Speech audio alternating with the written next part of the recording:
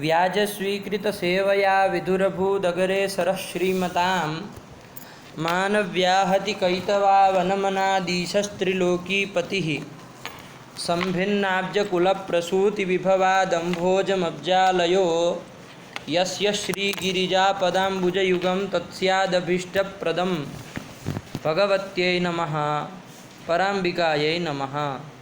चलिए, तो हम लोगों ने कल के पाठ में ससजुषोरुहु और अतोरोरप्लुतादप्लुते इन दो सूत्रों में विशेष रूप से विचार किया है कि नहीं है। ससजुषोरुहु और अतोरोरप्लुतादप्लुते इन दो सूत्रों में विचार किया। और यहाँ पर अतोरोरप्लुतादप्लुते में अंतिम में मैंने आपको एक प्रश्न देखने के लिए कहा था कि रोहो स्थाने उहु स्याद् ऐसी वृत्ति आप लिख रहे हैं, ठीक है।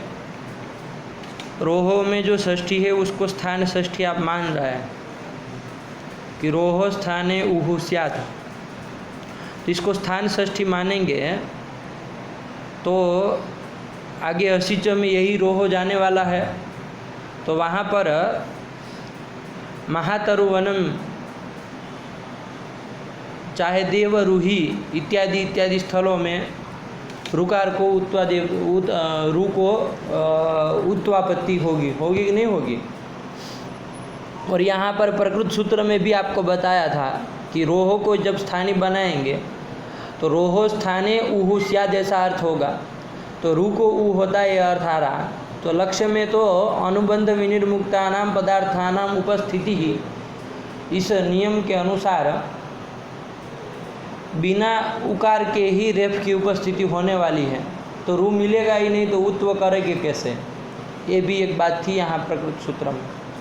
तो देखिए, आप लोगों को ध्यान देना चाहिए, वो रोहो जो है, रू जो आपका है, उस रू की व्याख्या रोहो स्थान है ऐसा नहीं। वहाँ उकार जो है वो अनुबंध विशिष्ट है कि नहीं, वो रेफ जो है वो कैसा है, अनुबंध विशिष्ट है। मतलब अनुबंध मतलब इच संज्ञक, क्या इच संज्ञक।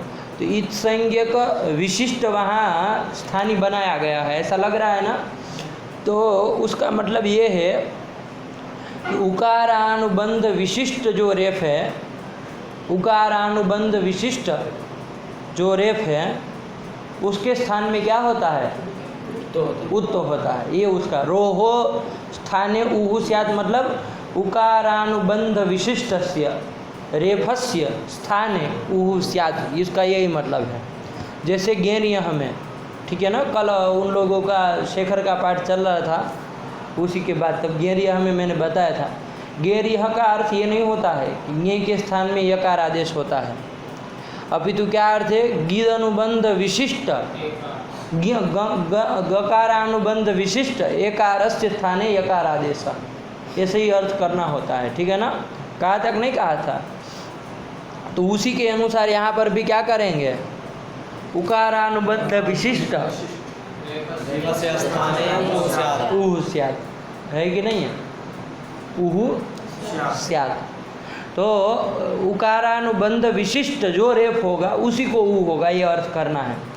तो जब ये अर्थ करोगे तो उकारानुबंध विशिष्ट जो रेफ है, रेफ ही स्थानीय हुआ कि नहीं हुआ, रोहो का ही अर्थ निकाले है, ठीक है ना। कोई अवयवावयवी भाव संबंधार्थिका षष्ठी नहीं बनाया उसको, स्थान षष्ठी ही उसको मान करके अर्थ कर रहे हैं। आप लोगों ने देखा, अभी जो ये वीडियो चालू किया उसके पहले कुछ चर्चा आप लोगों ने छेड़ दी, वीडियो में नहीं आ पाया, लेकिन आप लोगों ने देखा वहाँ पर आप लोगों ने कहा कि रोहो ऐसा करके स्थान षष्ठी लिखी है, रोहो इति स्थान षष्ठी, ऐसा ही व्याख्यान किया। लेकिन आपने उसके आगे जाके थोड़ा अन्वेषण नहीं किया कि अर्थ कैसे कर रहा है। उकारानुबंध विशिष्ट रेफस्य ये अर्थ निकाल रहा है रोहो का, क्या कि उकार अनुबंध विशिष्ट जो रेफ है उस रेफ के स्थान में ऊ होता है, ऐसा अर्थ करना है। जब ये अर्थ कर देंगे, है कि नहीं है, बात समझ में आएगी नहीं। और ये करना ही है आपको, एक बात समझिए, करना ही है, क्योंकि वो जो उकार है वस्तु तो लक्ष्य में कभी आना ही नहीं। ससजुषो रूह का रू का उकार है वो लक्ष्य में आना ही नहीं है, तो वैसा तो मिलना ही नहीं है। तो इसलिए आपको ये कहना गले पतित है ना, उकारानुबंध विशिष्ट। जैसे ज्ञेयः में आपको कहना है कि नहीं कहना है कि गकारानुबंध विशिष्ट एकार को, क्योंकि वरना गे मिलना ही नहीं है वहाँ पर, यही मिलना है। तो आपको गेर्यः का अर्थ यही करना है। गेह स्थाने ये आदेश स्यात्, उसका मतलब यही है कि गकारानुबंध विशिष्ट एकारस्य स्थाने आदेश स्यात् करना है। बात समझ में आई?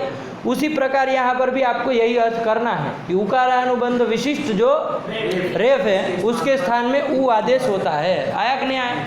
तो रेफ के स्थान में ही होना है। बात समझ में आई? तो देखिए लक्ष्य में जब शिवस अर्ज्य था, उसको ससजुषो रू से स को रू कर दिया तो र रहेगा, शिव र अर्ज्य स्थिति बनी। अब देखिए उकारानुबंध विशिष्ट ये रेफ है कि नहीं है? अरे कभी तो उकारानुबंध रहा था, तो उकारानुबंध वैशिष्ट अब किस संबंध से लेना है, थोड़ा विचार किया जाएगा इसमें। उकारानुबंध विशिष्ट कैसे ले रहे हो, ठीक है ना? तो चलिए उसको देखिएगा। लेकिन उकारानुबंध विशिष्ट रेफ है कि नहीं है? तो इस रेफ को क्या हो जाएगा? उत्व हो जाएगा। घटा कि नहीं घटा? अब असिच में यही रो हो जाएगा, तो वहाँ पर भी ऐसे ही अर्थ करोगे कि उकारानुबंध विशिष्ट जो रेफ है उसको ऊ होता है कि नहीं है? अब मातरुवनम में आपत्ति नहीं है, अब महातरुवनम में आपत्ति नहीं है, वहाँ रू तो है लेकिन उकारानुबंध विशिष्ट रेफ नहीं है वहाँ पर, है ना? वहाँ रेप तो है। महातरुवनम में र ऊ ऐसे र है ना, तो आगे ऊ है तो रेप तो है, लेकिन उकारानुबंध विशिष्ट नहीं है। आया कि नहीं? वो तो प्रातिपदिक का अवयव र है, वो कोई उकारानुबंध उसमें जुड़ा हुआ पहले न था न अभी है। आया कि नहीं आया? तो इसलिए वहाँ वारण हुआ कि नहीं हुआ? तो यही उत्तर है उसका कि उकारानुबंध विशिष्टस्य रेफस्य। देखिए यहाँ की काशिका आप देखिए जरा, ये अतुर प्लुता प्लुते, देखिए काशिकाकार ने क्या अर्थ लिखा है। न काशिका देखी न भाष्य देखा और कह रहे हैं कि पाठ लगा क्या है।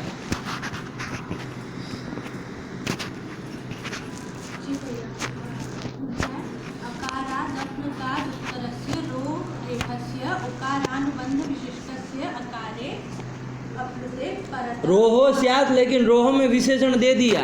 उकारानुबंध विशिष्ट जो रू होगा, दे दिया कि नहीं दिया? उकारानुबंध विशिष्ट जो रू होगा उसी को क्या होगा जी? उत्व होगा, है कि नहीं है? तो ये कर दिया उन्होंने। और वो क्यों करना पड़ा? तो उसके लिए न्यासकार लगे बनाने कि पंडित जी महातरुवनम में गड़बड़ हो जाएगी यदि ये सब विषय ये सब नहीं दौड़ोगे, तो उकारानुबंध विशिष्ट ये सब नहीं कहोगे तो सब समस्या आएगी कि नहीं आएगी? चलिए, तो इसलिए ये सब कहना होगा आपको। आया ना समझ में? चलिए, अतोरोर प्लुताद प्लुते, है कि नहीं? चला जाए? तो ये कर दिया। और कुछ था किस में? ससजुषो रूह में क्या था उसमें? हम इसको सदुष शब्द को विशेषण बना ले रहे हैं, तो ये विदिष्ट तदंत से स्वस्य रूपस्य का भी ग्रहण हो जा रहा है। हाँ, तब व्यतिदेश और भाव ग्रहण क्यों कर रहे हैं? हाँ, सजुह में रुत्व करने के लिए समस्या हुई थी कि भाई सजुष्टु की विशेषण बना है पदस्य में, तो अर्थ हो रहा था सजुष शब्दांत को रुत्व हो, ऐसा अर्थ आया था। रुत्व हो ऐसा अर्थ आया था। और जब ऐसा अर्थ करोगे तो केवल परम सजुह में तो हो जाएगा, लेकिन केवल यदि सजुह शब्द कहीं पर होगा तो उसको रुत्व कैसे होगा, ये प्रश्न था। क्योंकि यहाँ सजुष शब्दांत आपका पद नहीं है। तो उसमें टीकाकार लोगों ने उत्तर दिया कि भाई व्यपदेशीवद भावे न, यहाँ पर ये सजुष शब्द जो केवल सजुष शब्द है उसको भी सजुष शब्दांत माना जाएगा, है कि नहीं? तो उसमें एक व्यपदेशीवद भाव से मानने में कोई जरूर आपत्ति नहीं है, उसमें हो सकता है व्यपदेशीवद भाव से मान सकते हैं। लेकिन मेरा प्रश्न ये था कि पंडित जी इसको भी कहने की क्या जरूरत है? ना विधि तदंत से यदि आप तदंत विधि किए थे विशेषण तदंत संज्ञा स्यात् और सजुष को सजुष शब्दांत परक माने हैं, तो वही है ना विधि तदंत स्वस्य रूप से ये भी बोध कराता है कि नहीं? कि अपने स्वयं का भी वो बोध कराएगा। बात समझ में आए कि नहीं आए? जैसे अचोयत, अचोयत भी छोड़ दीजिए,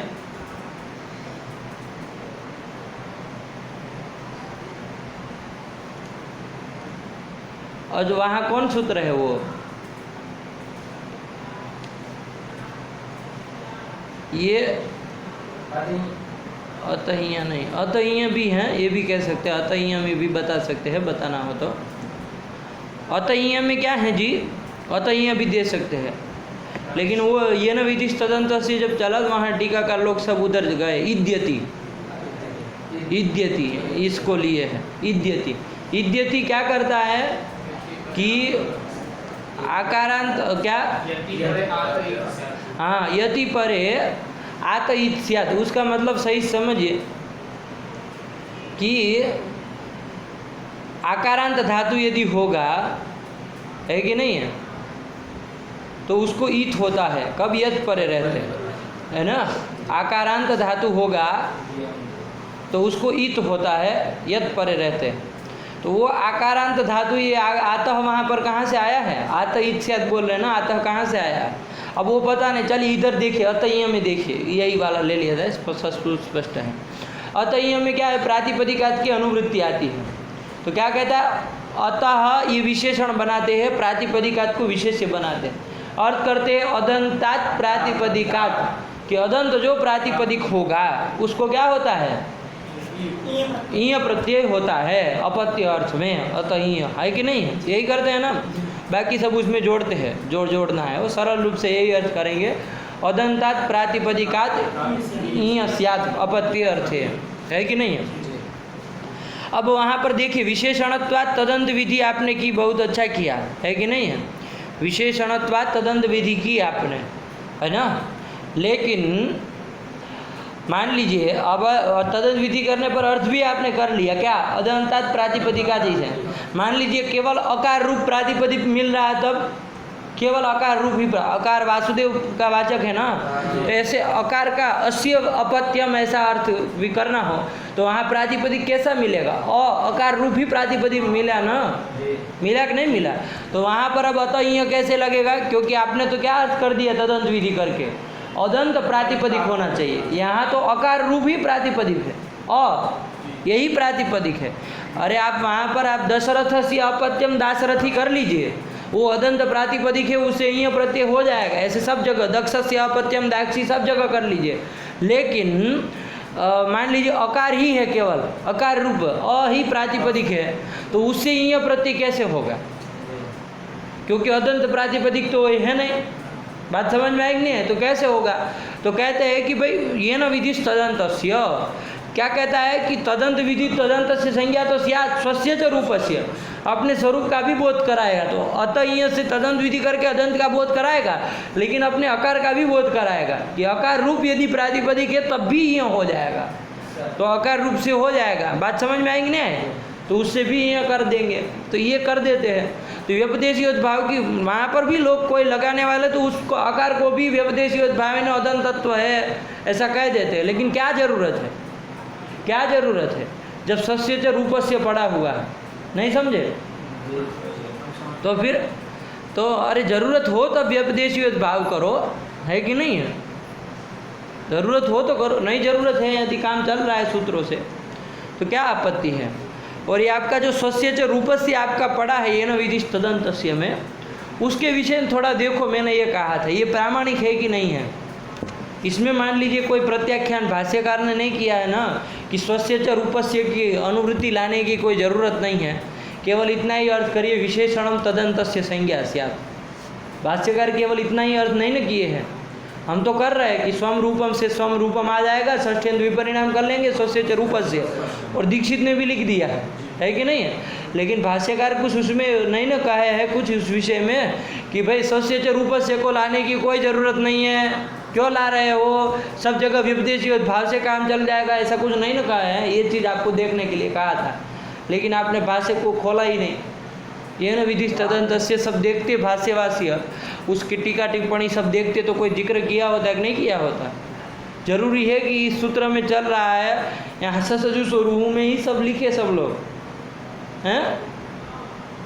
अब ससजु स्वरूह का देख लिए 2-3 टीका, लेकिन मैंने बाहर दिया था आपको, कल नहीं कहा था ये न विधि तदंतस्य में स्वस्य च रूपस्य लाते हैं, उसको थोड़ा देखिए, कहा था कि नहीं कहा था। तो फिर वो लाना पास से सम्मत है कि नहीं है कि क्या है कि दीक्षित ने लिख दिया है, कि कैसे लिखा है, तो आप दीक्षित को वहाँ जाके देखिए, स्वस्य च रूपस्य का प्रतीक लेके वो प्रौढ़ मनोरमा में कुछ लिखे होंगे कि ये स्वस्य च रूपस्य में क्यों लाया, और वहाँ की टीका टिप्पणी में फिर उसका वो किया गया होगा विचार विश्लेषण कि ये स्वस्य च रूपस्य लाना चाहिए कि नहीं लाना चाहिए, सब विचार हुआ होगा ना।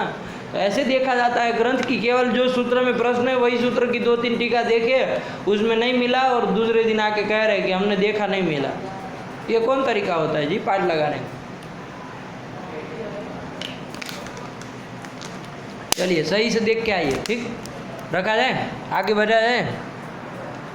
चलिए तो ये हो गया ना, तो रोर प्लुता जो प्लुते उसमें करिए आप यही अर्थ करिए, उकारानुबंध विशिष्ट रेफस्य उहुस्यात्, आया कि नहीं आया? चलिए तो ये कर दिया, ठीक। अब इसमें एक प्रश्न जो अप्लुत अप्लुत जो 2 बार ग्रहण किए वो क्यों किए हैं, वो प्रश्न आपका बना रहा, ठीक है ना, उसको आगे विचार कर रहे हैं, ठीक है। चला जाए, क्रम से ही चलते हैं। वो मूल कर चूँकि लिखे हैं ना आगे, इसलिए हमने इसको छेड़ रहे हैं अभी, वरना तो जो सूत्र चल रहा है जब प्रश्न हुआ उसी समय उत्तर होना चाहिए, लेकिन आगे दे रहे हैं तो स्वयं उसको वहीं पर देखा जाए उनकी पंक्ति के अनुसार। चलिए कौन सूत्र आया अभी? उसके बाद प्रथमयो हो पूर्व सवर्ण, हाँ यही सूत्र है ना, प्रथमयो हो पूर्व सवर्ण। हाँ 2 ठो पद है इसमें, कितने पद है? 2 पद है। प्रथमयो हो कहाँ का है? और पूर्व सवर्ण है कि नहीं? प्रथमा एक वचन का है, प्रथमैक वचनांतम, और प्रथमयो हो इति षष्ठी द्विवचनांतम कह रहे हैं ना ऐसा।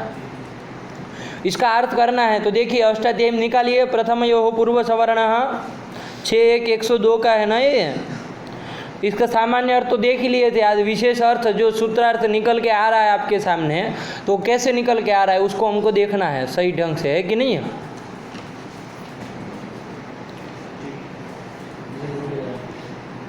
हाँ क्या है उसके ऊपर पढ़ो, अक सवर्ण दीर्घ।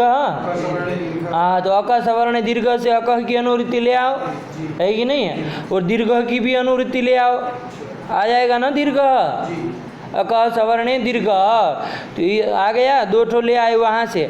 और एक पूर्व परयो का अधिकार चल रहा है ना, देखिए वो सब में चल रहा है, एक पूर्व परयो चला होगा 10 15 20 सूत्र के पहले से। हाँ देखिए कहाँ तक जाता है? 111 तक। तो ये तो 102 का है, आ गया कि नहीं आ गया? तो फिर तो एक पूर्व परयो का अधिकार चल रहा है, ठीक है। अब देखिए मिला के अर्थ करना है हमको, और अची भी ले आना। अची कहाँ है? उल्टा पढ़ो वहाँ से, वहाँ से उल्टा पढ़ो, प्रथम यो पूर्व सवर्ण से।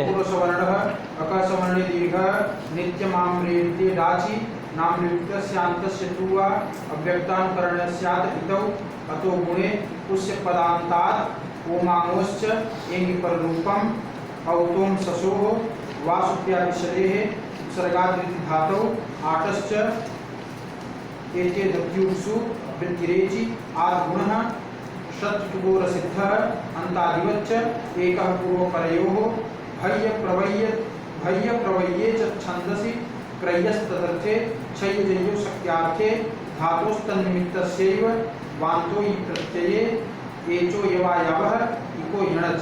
हाँ यहीं से अची उठाओ, सब में चल रहा है कि नहीं है? 125। हाँ देखिए जा रहा है ना, तो वही 125 तक तो आ गया, इसमें अची ले आना, ठीक वहाँ से। अब देखिए आपका पूरा अर्थ बन जाएगा। अकह सवर्ण दीर्घ से अकह लाए हो ना, अकह वो अकह कैसा है? पंचम्यंत था ना, वहाँ पर भी पंचम्यंत था, यहाँ पर भी पंचम्यंत ही रखना है। तो अकह लाए और पंचमी है तो परस्य आ जाएगा ना, अकह परस्य हो गया। अची लाए हो कि नहीं लाए हो? ले आए ना, इक्वेणची से अची, तो अची सप्तम्यंत ले आए तो वहाँ पर तस्मिन नीति लग जाएगा तो परे। तो अकह परस्य अचि परे, अक से पर में यदि क्या हो? अच पर में हो, है कि नहीं? अक के पर में अच हो, है कि नहीं? तो क्या होता है? तो पूर्व परयो हो, ये का पूर्व परयो लायक नहीं लाए, तो पूर्व परयो हो स्थाने, दोनों के स्थान में, पूर्व और दोनों के स्थान में पूर्व सवर्ण और दीर्घ लाए हो कि नहीं लाए हो? अकसवर्ण दीर्घ से, तो पूर्व सवर्ण दीर्घ और एक पूर्व का एक है कि नहीं? तो एकादेश स्यात् बन जाएगा ना कि अकह परस्य अकह क्या लिखा, अकह परस्य अचि परे। अचि परे। हाँ, क्या होना चाहिए, अक से पर में अचि होगा, अच पर में होगा तो पूर्व पर के स्थान में क्या हो जाए, पूर्व सवर्ण दीर्घ एक आदेश होगा। मतलब पूर्व पर दोनों के स्थान में एक ही आदेश होगा, है कि नहीं है, एक ही आदेश होगा। मतलब पूर्व और पर के स्थान में हो रहा है तो दो ठो मत कर देना, ऐसा हो सकता है ना, पूर्व और पर के स्थान में है तो पता चला कि पूर्व को भी पूर्व सवर्ण दीर्घ कर रहा है और उत्तर पर के स्थान में भी एक ठो बिठा रहा है पूर्व सवर्ण दीर्घ। तो ऐसा नहीं करना, एक आदेश है, यही तो उसका एक पूर्व परयो का यही अधिकार का मतलब है ना, कि पूर्व परयो हो स्थाने एक, यही उसका मतलब है। पूर्व और पर दोनों के स्थान में एक ही आपको करना है, ठीक है ना। अब उसका भाष्यकार प्रत्याख्यान किए हैं तो क्या किए हैं, वो सब बात की बातें हम लोग पढ़ा चुके हैं इसको अच संधि में, ठीक है ना। तो आपको यदि एक पूर्व परयो का सांगोपांग अध्ययन करना हो तो आप अच संधि वाला वो एक पूर्व परयो पकड़ लीजिएगा। आज गुण के पहले शायद दिया है वहाँ मूल सिद्धांत कौमुदी में, तो उसको पढ़ाया गया, वहाँ पर भाष्य भी देखा था, मुझे ध्यान है वहाँ तो ये कर दिया। बात समझ में आई। तो प्रकृति में क्या हुआ, अर्थ बन गया कि नहीं बना। अब देखिए सूत्रस्थ जो पूर्व सवर्ण उसको तो जोड़ा हमने, प्रथम यो को जोड़ना छोड़ दिए है अभी, ठीक है ना। तो वो प्रथम यो को भी जोड़ेंगे, अचि में जोड़ना है, प्रथम यो हो अचि।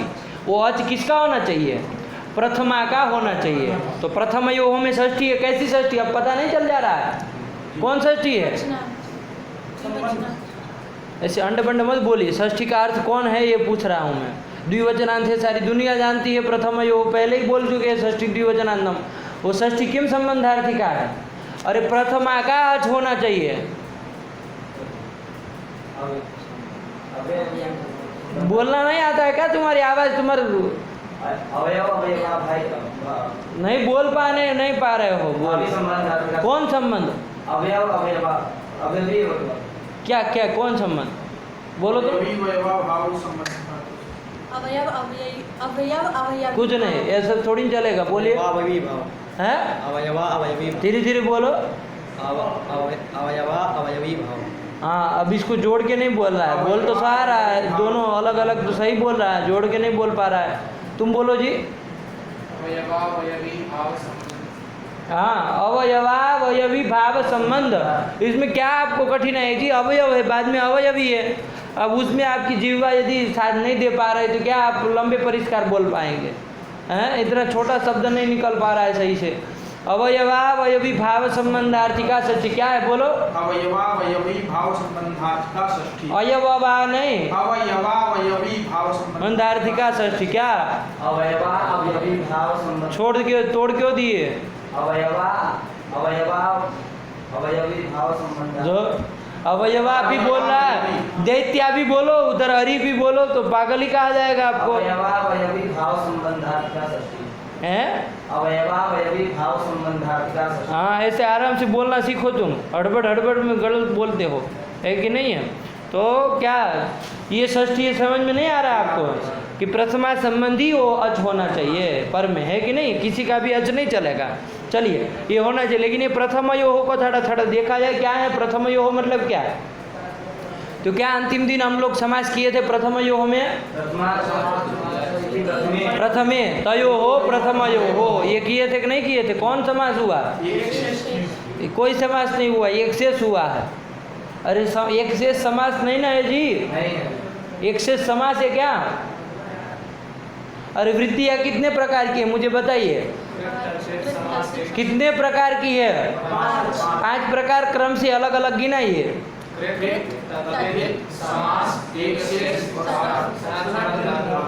ठीक, कृत तद्धित समास एक शेष, चौथा एक शेष, तीसरा समास। अब एक शेष समास ही होता तो फिर समास कह दिए थे, नानी याद आ गई फिर से, एक शेष काहे बोल रहे हो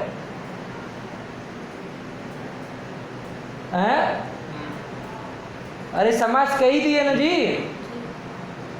फिर एक शेष अलग से काहे कह रहे हो। 5 वृत्तियां गिनाते हो, कृत तद्धित समास एक शेष।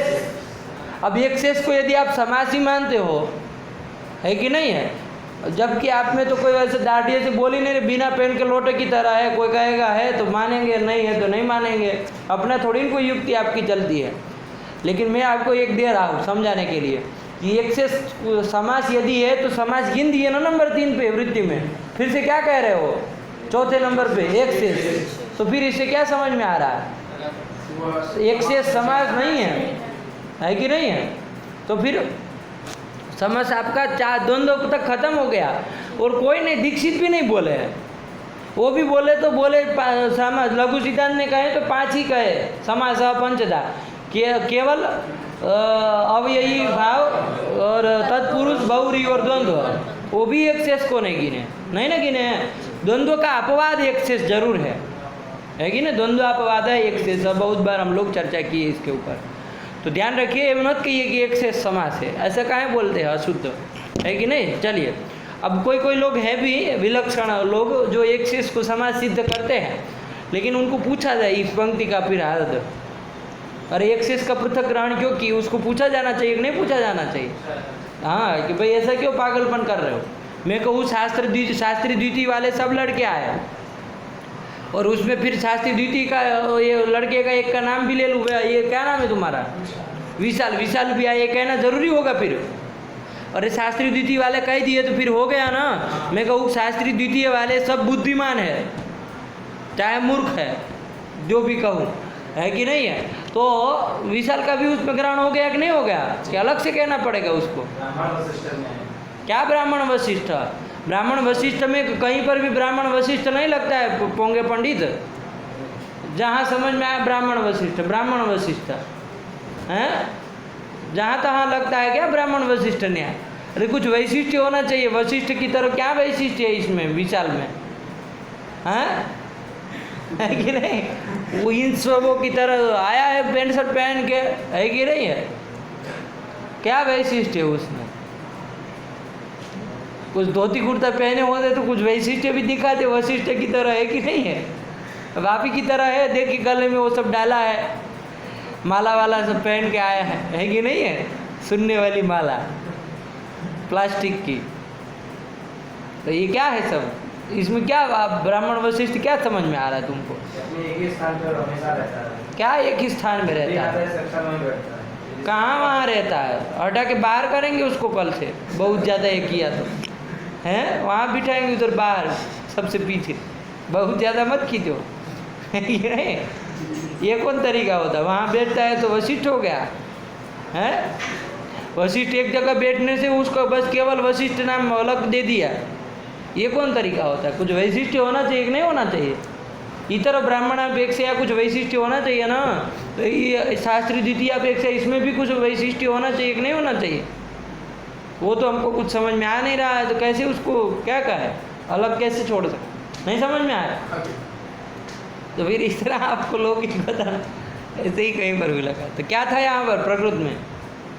यहाँ पर एक शेष क्यों कहा? हाँ, एक शेष क्यों कहा गया? समास में अंतर्भाव हो ही गया, तो फिर एक शेष का पृथक परिगणन क्यों कर रहे हो वृत्ति में? 4 ही वृत्तियाँ कहो, है कि नहीं है? ऐसा तो कहते हैं ना, इसका मतलब एक शेष कुछ अलग पदार्थ है, नहीं समझ में आया? चलिए, तो यही ध्यान रखिएगा आप लोग भी। तो यहाँ प्रकृत प्रसंग में आइए, तो यहाँ पर एक शेष हुआ है, समास मत बोलो उसके पीछे। प्रथमाच इति प्रथमे और तयो हो प्रथमयो, ये प्रथमाच मतलब 2 ठो प्रथमा हो गए, तो प्रथमे बन गया, और फिर तयो हो प्रथमयो हो आपने षष्ठी द्विवचन में बना लिया। अब इसका अर्थ लिख रहे तो क्या लिख रहे दीक्षित? देखो, प्रथमयो हो का क्या अर्थ लिखे दीक्षित ने? द्वितीयो हो। ये क्या पागलपन है जी? प्रथमाच द्वितीयाच इति प्रथमे बनाया था क्या? तयो हो प्रथमयो हो बनाया था क्या? नहीं ना था। तो फिर ये प्रथमा द्वितीय हो कहाँ से निकल के आ गया? ये द्वितीय कब से अर्थ होने लगा प्रथमा का, है कि नहीं है? अरे प्रथमाच इति प्रथमे हुआ ना जी। तो फिर तो ये सब प्रश्न नहीं होता है आपको कभी अर्थ करते समय, कि ऐसे ही चले जाते हैं, चले दीक्षित ने लिखा तो कुछ सोच समझ करके लिखा होगा, अपना कुछ विचार नहीं है। बोलो कैसे लिख दिए? प्रथम योहो का अर्थ प्रथमा द्वितीय योहो कैसे लिख दिए? और ये तो प्रथमा द्वितीय, ये तो अर्थ आएगा ही नहीं। अर्थ आएगा क्या, ये भी तो सोचने वाली बात है। प्रथमाच इति प्रथमे, मतलब दो प्रथमा, और तयो हो प्रथमयो हो, तो ये क्या मतलब, इसका मतलब क्या फिर? एक तो दीक्षित का है, वो आएगा कि नहीं आएगा? तो सीधी बात है कि द्वितीयार्थ तो आ ही नहीं रहा है कहीं पर, तो वो तो नहीं होना चाहिए। तो होना क्या चाहिए, ये भी प्रश्न होगा पीछे पीछे। केवल इतना दीक्षित को गलत कह देने से भी काम नहीं चलेगा, इससे नैया पार नहीं लगने वाले आप लोगों को, समाधान भी देना पड़ेगा। प्रथमा संबंधी अच होना चाहिए, केवल यही कहना था आपको, तब तो फिर प्रथमायाह कह देते, है ना, कि प्रथमायाह अच्छी परे, कि प्रथमा का अच होना चाहिए।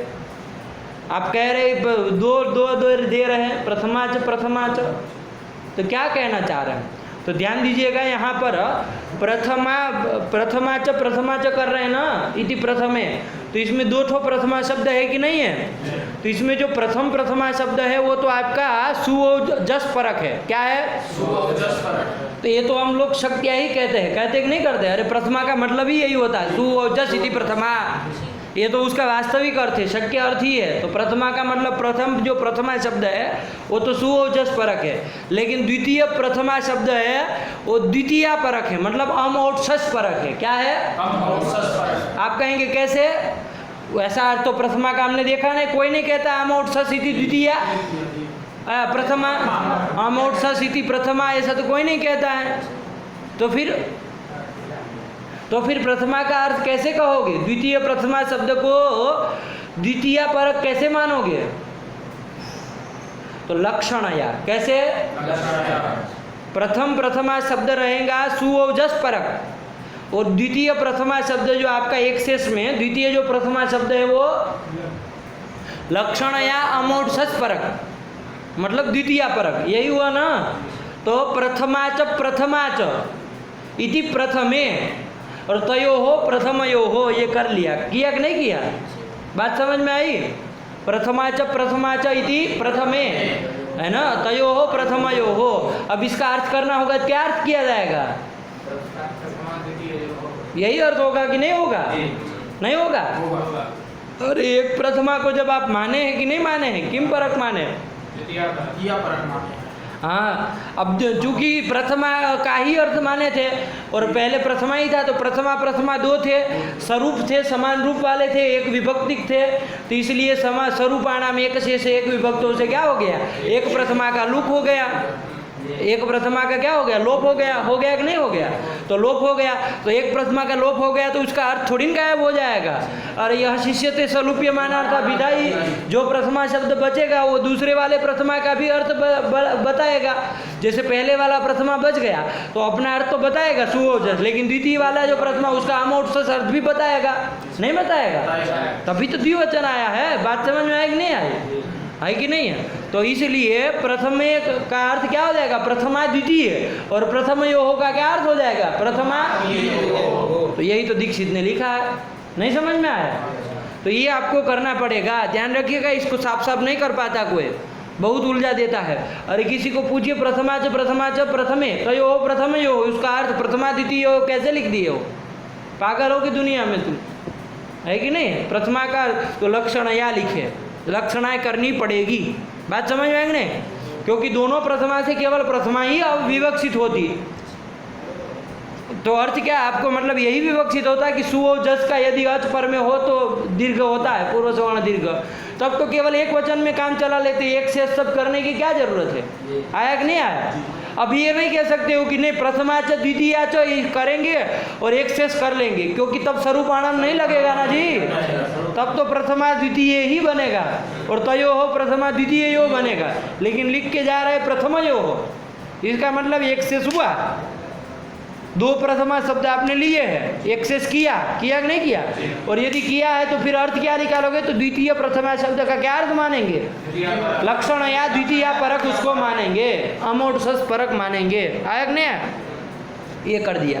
तो कुल मिला के अर्थ क्या हो गया कि अक्षय पर में प्रथमा चाहे द्वितीय संबंधी यदि अच पर में हो तो पूर्व और पर के स्थान में पूर्व सवर्ण दीर्घ एकादेश होता है। यही अर्थ आया कि नहीं आया? क्या अर्थ आया? अक्षय पर में प्रथमा द्वितीय अच पर में हो दीर्घ एकादेश होता है। आया कि नहीं? अकह परस्य अचि पर प्रथमा द्वितीय रचि परे पूर्वपरयोः स्थाने पूर्व सवर्ण दीर्घैकादेश स्यात्, यही अर्थ होगा। क्या बोलेंगे? अचः परस्य परस्य प्रथमा द्वितीययोः अचि परे पूर्वपरयोः स्थाने पूर्व सवर्ण दीर्घ एकादेश स्यात्। आया कि नहीं आया? ये अर्थ हो गया सूत्र का, है कि नहीं? ये परिष्कृत। चलिए, परिष्कृत क्या है? मतलब सरल अर्थ जो वृत्ति आ रहे सब जोड़ के यही अर्थ बना है, कि नहीं? अब इसमें कुछ नहीं समस्या है। तो ये अर्थ कर दिया, और प्रथम इन्होंने लिख दिया प्रथमा द्वितीयो, अर्थ कर दिया प्रथमयोः का। कोई समस्या नहीं ना है? अब देखिए, ये तो आपको मैंने बताया एक उपाय। प्रथमयोः का क्या किया कि प्रथमा च ये करो और एक शेष करो, द्वितीय प्रथमा शब्द को अमूर्छस द्वितीय परक मानो लक्षण है, ये सब हुआ। लेकिन कोई कोई आचार्य जो है वो कहते हैं कि इधर लक्षणा वक्षणा की कोई जरूरत नहीं है। प्रथमा शब्द द्वितीय, प्रथम शब्द द्वितीय के लिए भी होता है। प्रथम शब्द से प्रथम का तो बोध होता ही है, द्वितीय का भी बोध होता है, और द्वितीय का क्या तृतीय का भी बोध होता है, चतुर्थ का, पंचम का, षष्ठ का, सप्तम का, सबका बोध होता है प्रथम शब्द से। अब आप कहेंगे ये तो है लक्षणा ही करनी है। ये पागल, लक्षणा नहीं, ये बिना लक्षणा का कह रहा हूँ मूर्खराज। वो एक समाधान मैंने बताया आपको, प्रथमा च प्रथम है, उसमें प्रथम प्रथमा शब्द सुओजस परक, द्वितीय प्रथमा शब्द लक्षणीय अमोर्छस परक, वो खत्म कर दिया अभी व्याख्या। दूसरा समाधान बता रहा हूँ कि इधर एक्सेस करने की कोई जरूरत नहीं है ना? इधर प्रथमा शब्द से दोनों का बोध हो जाएगा, प्रथमा और द्वितीय का होता ही है, लक्षक्त्या ही हो जाएगा। ऐसे लक्षणा पक्षणा का कुछ नहीं करना। प्रथमा कहने से प्रथम का भी बोध होता है, द्वितीय का, तृतीय का, चतुर्थ का, पंचम का, षष्ठ का, सप्तम का, अष्टम का, नवम का, दसम का, सबका होता है। जिसका करना चाहे उसका होता है। अब आप कहेंगे प्रथम से, तो प्रथम का ही होगा, है कि नहीं है? ऐसा आपको लग रहा है। लेकिन मैं आपको कहूँ, जैसे आपकी एक कतार खड़ी है कि नहीं? ये पंक्ति है कि नहीं? 3 लोग बैठे हुए हैं, मैं कहूँ कि प्रथम 2 लोग जाए, क्या कहा मैंने? तो कौन जाएंगे? आगे से ये 2 जाएंगे ना कि नहीं जाएंगे? ये एक हरा टी शर्ट वाला और एक लाल कुछ टी शर्ट वाला, है कि नहीं है? जाएगा कि नहीं जाएगा? जाएगा। मैंने कहा प्रथम 2 जाए, तो प्रथम तो यही हुआ ना पंडित, आपके अनुसार तो यही जाना चाहिए। वो कैसे चला गया? दूसरे वाला कैसे जाएगा? तो चूंकि प्रथम शब्द से उसको भी ग्रहण कर सकते हैं, नहीं कर पा रहे। देखिए आप लोक में देखिए, प्रथम शब्द से आप जिसका चाहे बोध करा सकते हैं। समुदाय में आपको जितने की विवक्षा उतने का बोध करा सकते हैं। अरे प्रथम 2 लोग जाए, जैसे बहुत सारे लड़के आए, मान लीजिए 100 लड़के हैं, ठीक है ना? मैं कहूँ प्रथम 10 जो आए उसको भोजन करा दो, प्रथमान 10 भोजय, तो केवल एक को ही भोजन कराओगे? तो क्या किसको कराओगे? कौन 10? जो प्रथम 10। देखिए 10 तक आप प्रथम कर रहा है कि नहीं है? अभी तो आप कह रहे थे कि प्रथम से तो केवल एक पहला वाला ही आएगा, दूसरा कैसे बोध होगा? लेकिन अब तो आप ही कह रहे हैं कि प्रथम 10। ये प्रथम 10 क्या होता है जी? मतलब होता है, लोक में भी हम लोग ऐसे प्रयोग करते हैं। प्रथम शब्द प्राथम्य विशिष्ट, तो प्राथम्य तो विवक्षा के अधीन है, जितने में आप ले जाना चाहे, है कि नहीं है? समुदाय में आप कितने में प्राथम्य दिखाना चाहते, विवक्षा के अधीन है कि नहीं है? अब यहाँ पर हम प्रथम यो कह रहे हैं, तो प्रथम यो द्विवचन कर रहे हैं ना, तो प्रथम 2 ये नहीं समझ में आ रहा? अरे द्विवचन कर रहे, जैसे प्रथमान भोजय, प्रथमान 10 भोजय, तो पहले 10 को भोजन कराओ। अब मान लीजिए 2 को कराना होता तो क्या कहते? प्रथमो भोजय, केवल इतना कह देते तो आप पहले 2 को करा देते कि नहीं करा देते? प्रथमो भोजय, तो किसको कराते भोजन? प्रथमो भोजय में वाक्य प्रयोग करूँगा तो किसको कराओगे? पहले 2 को कराओगे कि नहीं कराओगे? तो प्रथम शब्द मतलब द्वितीय के लिए भी प्रयोग किया जा सकता है। अरे प्राथम्य विशिष्ट तो आप विवक्षा के अधीन है, जितने को लेना चाहे, है कि नहीं? प्रथम मतलब क्या? प्राथम्य विशिष्ट। प्रथम मतलब तो प्राथम्य आप कितने में देना चाह रहे हो? आपकी विवक्षा के अधीन है ना जी, है कि नहीं? तो उसी तरह यहाँ पर भी प्रथम योहो अचि कह रहे हैं, तो प्रथम योहो कह रहे हैं ना, तो प्रथमा शब्द है ना, तो वहाँ प्रथम योहो 2 कह रहे हैं ना, प्रथम योहो, तो इससे किसको पकड़ा जाएगा? कोई लक्षणा बक्षणा नहीं करनी है, बिना लक्षणा के।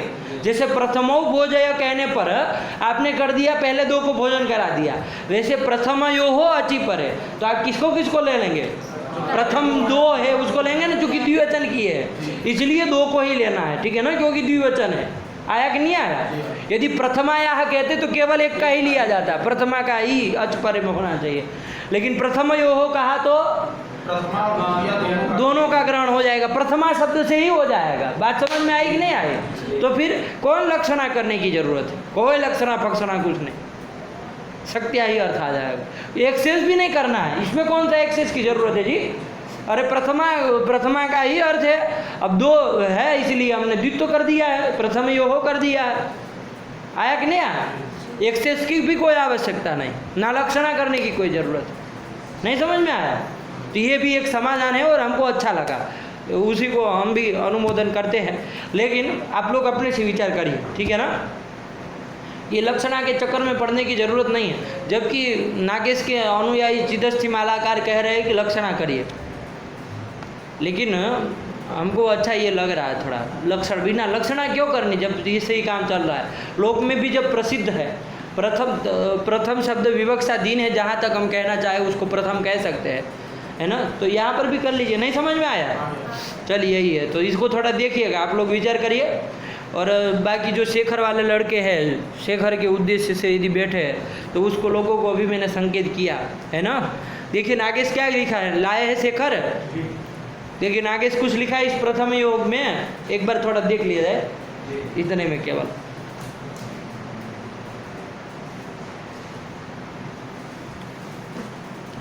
प्रथम योग का प्रतीक लेके देखो, लिखा होगा, क्या लिखा है? देखिए प्रथमा द्वितीय, प्रथमयोः, इसका प्रथमा और द्वितीय दोनों विभक्तियों का ग्रहण हो जाएगा प्रथमयोः कहने से। कैसे? तो हेतु दिया व्याख्यानात्। क्या? व्याख्यानात्। व्याख्यानात्, व्याख्यान से। क्या व्याख्यान है? कैसे करोगे भी? अरे प्रथमा शब्द का कैसे करोगे? तो अब वो तो कुछ लिखे नहीं, व्याख्यानात् लिख के चल गए। अब किसको हम पूछे? तो उन्हीं के शिष्य को पूछा जाए कि भाई तुम्हारे गुरु क्या चाहते थे जी? अरे उन्हीं को पूछा जाएगा ना, कि और किसी को पूछेंगे? तो उन्हीं के शिष्य को पूछा जाए, तो कौन है उनके शिष्य जी? तो चिदस्थि मालाकार हैं, तो उन्हीं को पूछा जाए, है किसी के पास चिदस्थि माला? तो क्या घंटा आप लोग लघु शब्देन्दु शेखर पढ़ना है मूर्ख राजो? देखिएगा वहाँ पर उसने लिखा है कि प्रथमा शब्द वो जस परकः, शब्दांतर हो सकता है, भाव यही है कि नहीं? प्रथमा शब्दः प्रथमा परकः, द्वितीय प्रथमा शब्दः द्वितीया परः, है कि नहीं है? और एक शेषः प्रथमा च इति प्रथमे तयोः प्रथमयोः, ये चीज़ उन्होंने लिखी है। बात समझ में आई? तो इस तरह से उन्होंने निकाला है, लेकिन ये भी एक अच्छा तरीका है। बालकों को शायद ही समझ में ना भी आए, क्या कहते हैं वो, प्रथमान दशम हो जाए, उनको लगे कि पहले को कैसे दशम को कैसे प्रथम कह रहे हो। लौकिक दृष्टांत भी तो थोड़ा समझने जैसी बुद्धि होनी चाहिए, है कि नहीं है? वैसे वो भी सरल ही है, आ जाना चाहिए, लेकिन लघु सिद्धांत में दोनों जिक्र करना चाहिए। लघु सिद्धांत यदि किसी को पढ़ाते हैं तो यहाँ पर ये दोनों पक्षों का जिक्र होना चाहिए, है कि नहीं है? तभी आप लघु सिद्धांत पढ़ा रहे हैं, वरना आप केवल फालतू का रटा रहे हैं। प्रथम योग का कोई बताया ही नहीं लघु सिद्धांत में, वरना ये चर्चा होनी नहीं चाहिए क्या? लघु सिद्धांत में अर्थ कैसे निकला ये विचार नहीं करना होता है क्या? सिद्धांत में ही विचार होता है क्या? ऐसा नहीं ना है, हम लोग तो लघु सिद्धांत में भी कराते हैं, है कि नहीं है? चलिए, तो यही ध्यान रखिए आप लोग भी। तो यही अर्थ कर दिया कि भाई अक्षय पर में यदि प्रथमा द्वितीय संबंधी अच हो तो पूर्व पर के स्थान में क्या होता है? पूर्व सवर्ण दीर्घ एकादेश होता है। एकादेश होता है। आया कि नहीं आया? चलिए यहाँ पर भी देखिए, शिव उ अर्च, हाँ ये स्थिति थी, कौन? यही थी ना। अरे अतोर प्लुता जब प्लुते ने ऊ तो कर दिए तो क्या बना था? शिव उ अर्च। अब देखिए ऊ था, वो किसके स्थान में हुआ? रू के स्थान में हुआ। रू किसके स्थान में? सु के स्थान में हुआ था कि नहीं हुआ था? ये ऊ भी प्रथमा संबंधी है कि नहीं है कि नहीं है? प्रथमा संबंधी अच ऊ मिला कि नहीं मिला? अरे वो प्रथमा तो इसमें आ जाएगा, स्थानीय भाव है ना, ठीक है ना, उसमें कोई कठिनाई नहीं है। अरे सुवृत्ति प्रथमा तो रू में, रू वृत्ति प्रथमा तो ऊ में आ जाएगा ना। तो ऊ भी क्या है? प्रथमा संबंधी अच हो गया। और अक से उत्तर में होना चाहिए, तो अक मतलब कौन कौन आता है उसमें? अ ई उ रिल री, 5 ठो पांचवा आते हैं ना, तो अक से उत्तर में है कि नहीं है? अरे शिव में अ है कि नहीं है? तो अक आ गया, उससे पर में आपका मिल गया प्रथमा द्वितीय संबंधी अच कौन? उ। तो पूर्व और पर के मतलब अकार और उकार के स्थान में क्या प्राप्त है? पूर्व सवर्ण दीर्घ। पूर्व सवर्ण दीर्घ मतलब आ प्राप्त है। पूर्व कौन है? पूर्व वाला कौन है? उसका अ है, पूर्व में अ है, दोनों में पूर्व में अ है। वो अ का सवर्णी दीर्घ कौन होता है? उसके सवर्णी तो 18 होते हैं, लेकिन उसमें दीर्घ, सवर्ण में भी दीर्घ चाहिए, तो आ होता है, तो वही आ होगा। आया कि नहीं आया? नहीं समझ में आया? तो पूर्व सवर्ण दीर्घ करके क्या होना चाहिए यहाँ पर? अकार उकार को आकार होना चाहिए इस सूत्र के द्वारा। लेकिन यहाँ ध्यान दीजिए, और कोई सूत्र प्राप्त है क्या? और कोई सूत्र प्राप्त है क्या? कहाँ इक्वेंट से? अच्छा उधर उ और अच में किसका? उ और अर्च्य का, अर्च्य का अ, उधर इक्वेंट जी प्राप्त है ना जी? हाँ वो भी प्राप्त है, इधर गुण प्राप्त है ना। अब रुको, ये वो प्राप्त है, ठीक है ना, वो दो प्राप्त है। अब देखिए वो तो नहीं लगना है, इक्वेंट जी तो नहीं ना लगेगा, क्योंकि शिव का उ वो पकड़ रहा है, उधर अर्च्य का आप पकड़ रहा है, तो पदद्वय सापेक्ष हो गया कि नहीं हो गया? हुआ कि नहीं हुआ? तो इसलिए बहिरंग है, तो उसको अभी हटाइए, वो तो नहीं लगना है।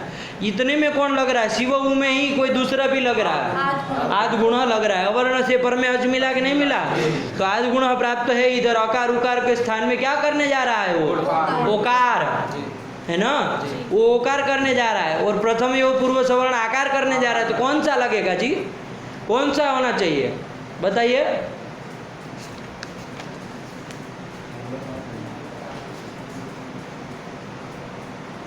कौन लगना चाहिए? आद गुण है कि ये आपका प्रथम यो हो पूर्व सवर्ण? अष्टाध्यायी निकालिए।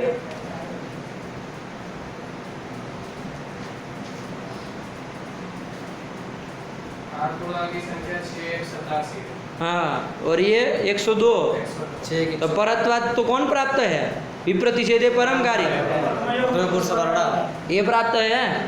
अभी विप्रतिषेध यहाँ पर है कि नहीं, ये भी देखिए। और दूसरा आगे नित्य तो कोई नहीं बनेगा, क्योंकि एक लग गया फिर दूसरे को नहीं ना लगना है।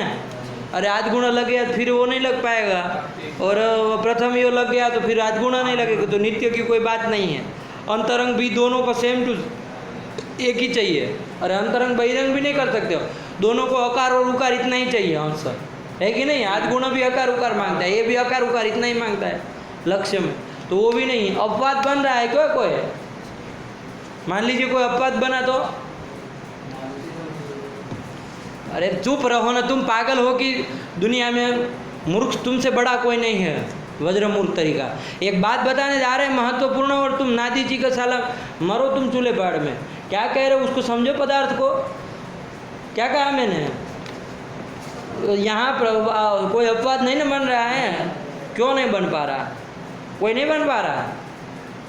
देखिए वो कहाँ लगता है? आध गुण अवर्ण से पर में अच कोई भी हो, प्रथमा द्वितीय से मतलब नहीं है कि नहीं है? और इसको तो अच चाहिए, लेकिन किसका चाहिए? केवल यही उसको चलेगा। इसको ज़्यादा से ज़्यादा सुओजस अमोक्षस इतने में ही लगना है कि नहीं है? तो फिर विशेष नहीं हुआ ये प्रथम योग। लेकिन एक ये भी बात है कि वो केवल अवर्ण से पर में लगता है आध गुण, और एक अक से पर में लगता है। अक में से कोई भी हो, अ ई उ पूर्व में, वो उसमें तो केवल पूर्व में अवर्ण ही होना चाहिए, तो इधर भी एक हो रहा।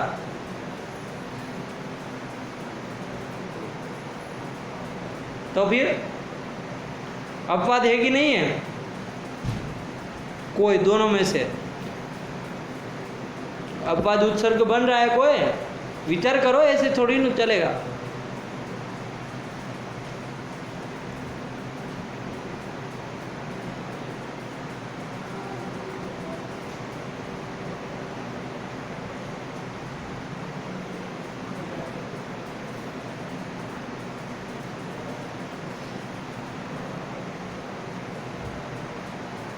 चलिए विचार करिएगा, ठीक है ना?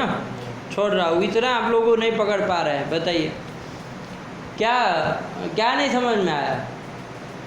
आध गुणा कोई अगर अपवाद बना ले, आध गुणा को अपवाद बना ले मतलब बापा दादा का है क्या तुम्हारे? ये सब शास्त्रों की बना ले।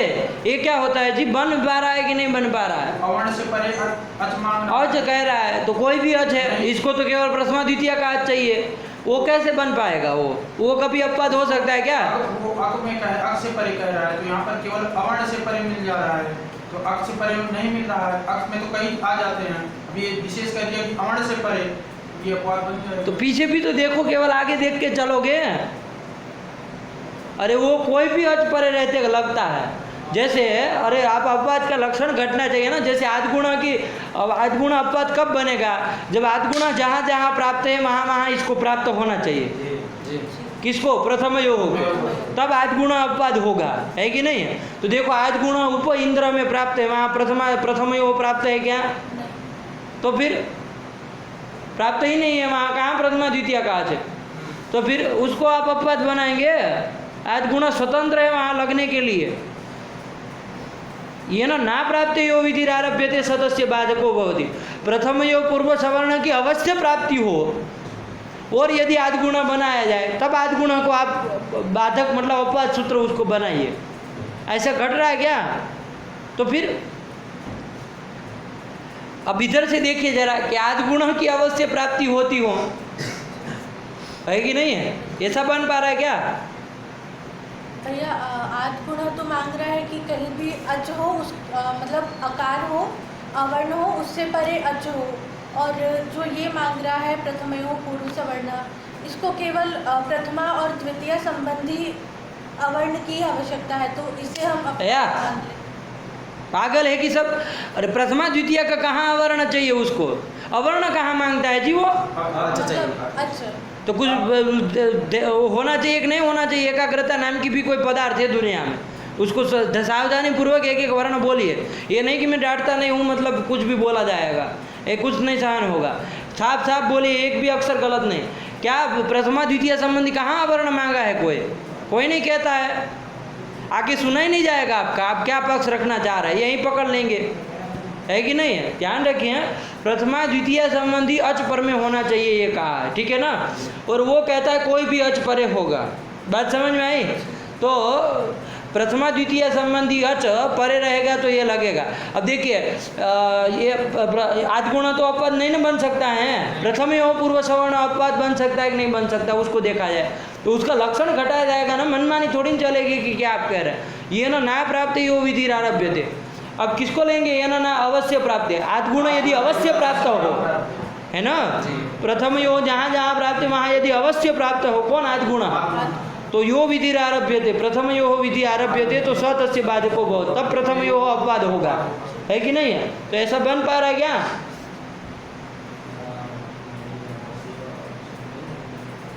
अरे वो प्रथमा द्वितीय किसी का अच्छी पर चाहिए ना, है कि नहीं है? तो वो आदगुण लगना ही है ना उसमें, अच परे रहते तो। लेकिन एक बात ध्यान दीजिए, वो आगे अक कर परे, इधर रहो ना, तुम कहाँ बीच में आ रहे हो? दिमाग खराब करते सब। पूर्व में क्या चाहिए उसको? अक चाहिए। क्या चाहिए? अक चाहिए, ठीक है ना? अक चाहिए उसको पूर्व में। तो अक चाहिए मतलब अवर्ण से पर में होगा प्रथमा द्वितीय का अच, तब तो चलो आदगुण की प्राप्ति होगी। मान लीजिए इकार में लग, हरि ओम में लग रहा है तब, अरे हरि ओम में आपका प्रथम यो लगेगा कि नहीं लगेगा? वहाँ आदगुण की अवश्य प्राप्ति है, तो फिर नहीं ना बनेगा, प्रथम यो अपवाद नहीं ना बनेगा। तो फिर तो कोई अपवाद नहीं बन पा रहा है। ऐसे तो बन रहा है क्या? लेकिन कुछ अंश को लेके यदि देखें आप थोड़ा, अक में केवल अकार अंश में यदि आप केवल देखते हैं, किसमें? अकार अंश में यदि आप देखते हैं, तो उसने अंश में यदि देखेंगे तो अपवाद होगा कि नहीं? क्योंकि वो अकार से पर में प्रथमा द्वितीय का आज चाहिए, उसको अकार अवर्ण से पर में किसी का भी चलेगा। बेझिझक आप इंद्र का रखिए, फिंद्र का रखिए, हमको अच्छा चाहिए, है कि नहीं है? तो फिर तो इतना लेंगे तो अपवाद हो सकता है कि नहीं हो सकता है? इतने किंचित अंश में देखेंगे तो कथनचित अपवाद बनेगा भी, तो भी कौन बनेगा? तो वही लगना है। बात समझ में आई कि नहीं आई? आया? तो अपवाद अत्वाद यदि कहा जाए तो बात करके कौन लग जाएगा? आध गुणा को बात करके लगेगा। बात समझ आई? परत्वाद भी वही लग रहा है, नहीं लग रहा? परत भी वही है, अपवाद भी वही है कि नहीं है? चलिए, तो इसलिए प्रथम यो पूर्व सवर्ण यहाँ पर प्राप्त है कि नहीं है? कहाँ पर? शिव उ शिव उ में, आगे अर्च को रहने दीजिए, शिव उ में है कि नहीं है? अकार उकार में आकार होना चाहिए, ये होना चाहिए। लेकिन उसके बाद सूत्र आ गया था क्या? नादीची आ गया ना। चलिए, अब वही सूत्र का अर्थ समझना है। तो नादीची कितने पद हैं? 3 पद है। न आद अची इची, न आद इची 3 पद है कि नहीं है? अब उसका अर्थ हम लोग देखते हैं सरल रूप से। अभी चूंकि प्रकृत प्रसंग में हमको एक आप बात बताना चाह रहे हैं, तो उसको ध्यान से पकड़ लीजिए, लगे हाथ, ठीक है ना? फिर नादी जी का अर्थ विचार करते हैं। ठीक, क्या अर्थ है इसका सरल रूप से? कि अवर्ण से पर में यदि इच हो तो पूर्व सवर्ण दीर्घ नहीं होता है कि नहीं है? यही अर्थ किया ना, अवर्णादिची पर है न पूर्व सवर्ण दीर्घ, निषेध करने वाला सूत्र है पूर्व सूत्र का। तो देखिए यहाँ पर शिव उ जो है आपका, यहाँ शिव में आकार है, उससे पर में इच है कि नहीं है? तो अवर्ण से पर में इच मिला कि नहीं मिला? तो यहाँ पर क्या हो जाएगा? पूर्व सवर्ण दीर्घो ना होगा, नहीं होगा, तो निषेध कर दिया, इसलिए नहीं होगा। पूर्व सवर्ण दीर्घ प्राप्त था, लेकिन इसने क्या कर दिया? नादी जी ने निषेध कर दिया कि नहीं कर दिया? अब कौन लगेगा? शिव उ में अब आज गुणा लग जाएगा, है कि नहीं? अब आज गुणा लग जाएगा ना जी? अरे अब तो वो लगना ही है, तो लग जाएगा तो क्या बन जाएगा? अकार उकार को ओकार हो जाएगा, तो शिवो अर्च बन जाएगा। ये यहाँ तक का समझ में आया। लेकिन यहाँ देखिए, अब जब आध गुणा लगाने जाते हैं ना, अब तो उस समय कोई प्रश्न करता है, वही प्रश्न आपको मुख्य रूप से अभी मुझे समझाना है। प्रश्न लोग ये करते हैं, देवदत्त हंत्री हत न्याय लगाते हैं। क्या? ये न्याय लगाते हैं यहाँ पर। अब आप कहेंगे ये क्या है? देवदत्त हंत्री हत न्याय, ये क्या है जी? तो देखिए, देवदत्त जो है उसको किसी ने मार दिया है ना, देवदत्त को किसी ने मार दिया है कि नहीं है? देवदत्त को किसी ने, मान लीजिए यज्ञदत्त ने मार लिया। अब आप जाके उस यज्ञदत्त को मार देंगे तो देवदत्त जिंदा हो जाएगा? नहीं होगा।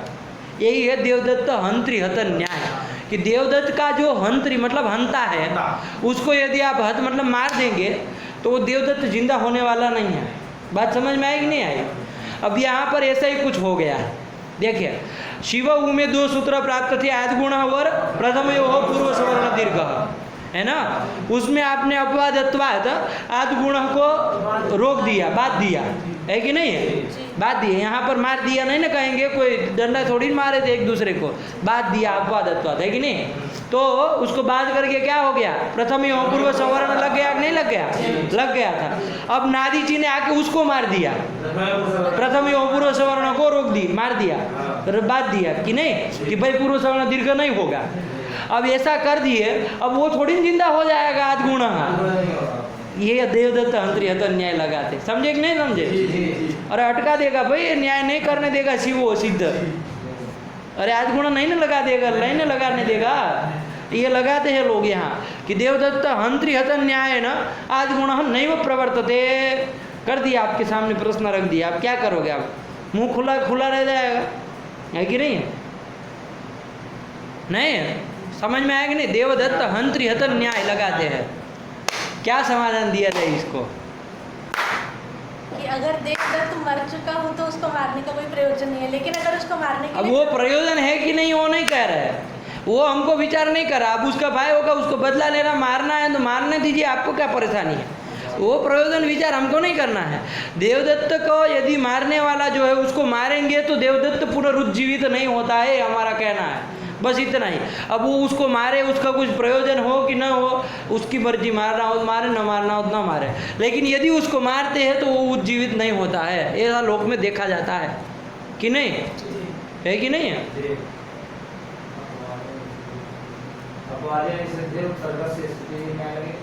ये सब क्या अंडे बंडल, ऐसे क्या क्या ये वो अच्छा लौकिक उदाहरण से बता रहे हो कि आध गुण नहीं लग सकता है, तो तुम कौन आते हो अपवाद उत्सर्ग के क्या क्या सब? अरे लौकिक न्याय के साथ पहले चर्चा करो। लौकिक न्याय जब बाद हो रहा है, नहीं हो रहा, आध गुण कहाँ से लगेगा जी? देवदत्त हंत्री हत न्याय लगेगा तो ये तो मूर्ख है ही। आप लोग अपनी दिमाग लगाइए, ये सब लकीर के फकीर से अतिरिक्त कुछ नहीं है।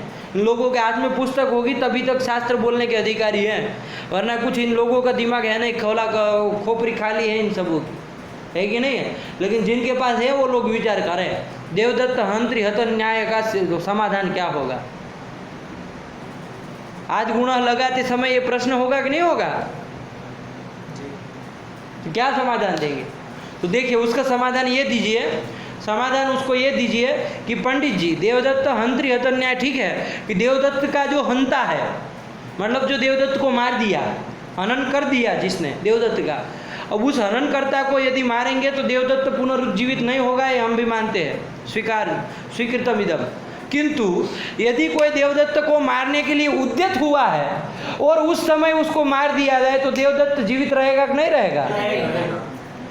देवदत्त को मारने के लिए यदि कोई उद्यत हुआ है, डंडा लेके खड़ा, वो मान लीजिए बंदूक लेके दौड़ के गया उसके पास, उसी समय रास्ते में आपने यदि उसको टपका दिया, है कि नहीं है, उसी को वहीं ढेर कर दिया, मार दिया, तो देवदत्त जीवित रहेगा कि नहीं रहेगा?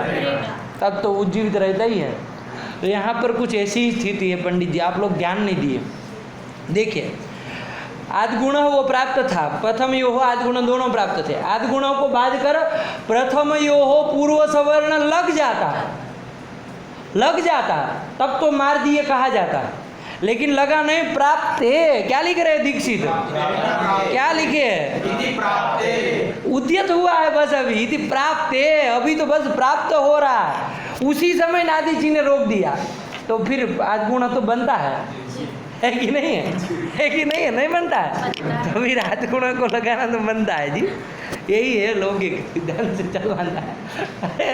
अरे लौकिक से कोई प्रश्न किया तो लौकिक से उत्तर दिया जाएगा ना, कि ऐसे तो कि कुछ अंड का बंड बोल के पंक्ति कहीं की उठा के बोल दे रहे हो, है कि नहीं, जिसका तुमको भी अर्थ नहीं पता है और ना पंक्ति सही निकल भी पा रही है, उससे काम चलाओगे? प्रश्न है लौकिक दृष्टांत को लेके कोई प्रश्न कर रहा है कि आज गुणा नहीं लगेगा, उसको कैसे उत्तर दिया जाएगा?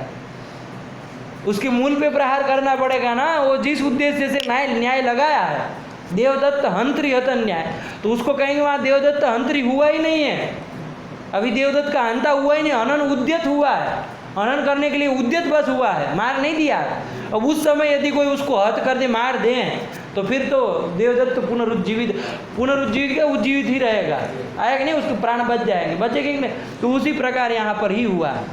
आदिगुण को बाध करके लगने जा रहा था पंडित जी, थी प्राप्त लग नहीं चुका है, उसी समय नादी जी ने आके ढेर कर दिया उसको। क्या अवर्ण से पर में हित रहे तो पूर्व सवर्ण दीर्घ नहीं होता, हटो बाहर करो, है कि नहीं है? तो अब बात गुण लगेगा कि नहीं लगेगा? ये लगना है, आया कि नहीं आया? चलिए, तो इसीलिए लग जाएगा, ठीक है ना। तो देवदत्त हंत्री हतन न्याय का अवकाश नहीं है यहाँ पर, ये कहना है आपको। देवदत्त हंत्री हतन न्याय अपने जगह पे स्थित है कि भाई देवदत्त का हंता जो होता है उसको मारने से देवदत्त उज्जीवित नहीं होता, उसका यही मतलब है। लेकिन उस न्याय का यहाँ अवसर ही नहीं है, उस न्याय का यहाँ प्रसंग ही नहीं है। कहाँ देवदत्त को मारा गया है जी? आदिगुण को कहाँ हत कर दिया गया है? नहीं ना किया, उद्यत हुआ था बस प्रथम यो हो, उसी समय उसको रोक दिया गया नादी जी के द्वारा। तो न्याय लगेगा ही नहीं, आपको कहना है कि नहीं है? ये नहीं कि आपने न्याय का अर्थ बदल लिया, न्याय का अर्थ नहीं बदल रहे। न्याय का अर्थ तो जो है वही है कि देवदत्त को मारने वाले को यदि मारते हैं तो देवदत्त पुनरुज्जीवित नहीं होता है, यही उस न्याय का मतलब है। लेकिन वो न्याय यहाँ लगता ही नहीं है, तो लगाने वाला है उसको कहिए कि यहाँ देवदत्त हंत्री हतन न्याय नहीं वो प्रवर्तते, है कि नहीं है? क्योंकि कुछ वही लक्षणीय हैं, थोड़ी सूक्ष्मता से देखो, ऐसी मोटी मोटी बुद्धि से देखोगे तो नहीं पता चलेगा। लेकिन दीक्षित लिख रही थी प्राप्त, इससे कुछ समझ में तुमको नहीं आता है क्या कि देवदत्त हंत्री हतन न्याय नहीं लग सकता? यहाँ पर आ रहा है कि नहीं आ रहा? तो चलिए ध्यान देना आपको। और दूसरी एक शंका इसी समय आदिगुण लगाने के समय लोग भ्रष्टावसरण न्याय लगाते हैं, क्या है ना, आदिगुणों को रोकने के लिए। जैसे देवदत्त हंत्री हतन न्याय लगाया था, वैसे भ्रष्टावसरण न्याय। भ्रष्टावसरण न्याय मतलब एक बार किसी को अवसर मिला था, अब वो अवसर उसने भ्रष्ट कर दिया, तो फिर अब वो काम खत्म होने ही लगने वाला है। ऐसा होता है कि नहीं होता? लोक में भी होता है भ्रष्टावसर अन्याय।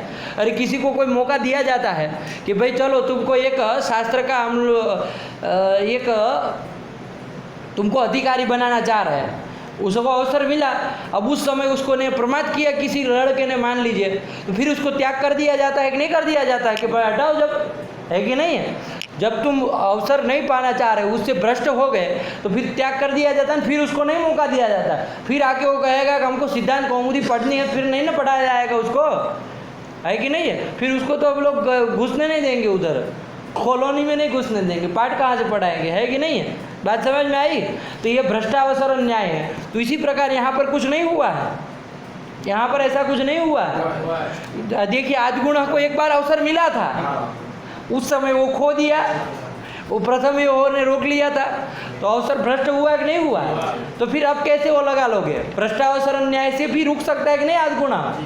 तो ये भी कोई लगाता है भ्रष्टावसर न्याय, तो फिर क्या इसका उत्तर क्या दोगे? इसका उत्तर क्या दिया जाए? चलिए, देवदत्त हंत्री हत से तो निकल गए, अब भ्रष्टावसर से क्या कहोगे?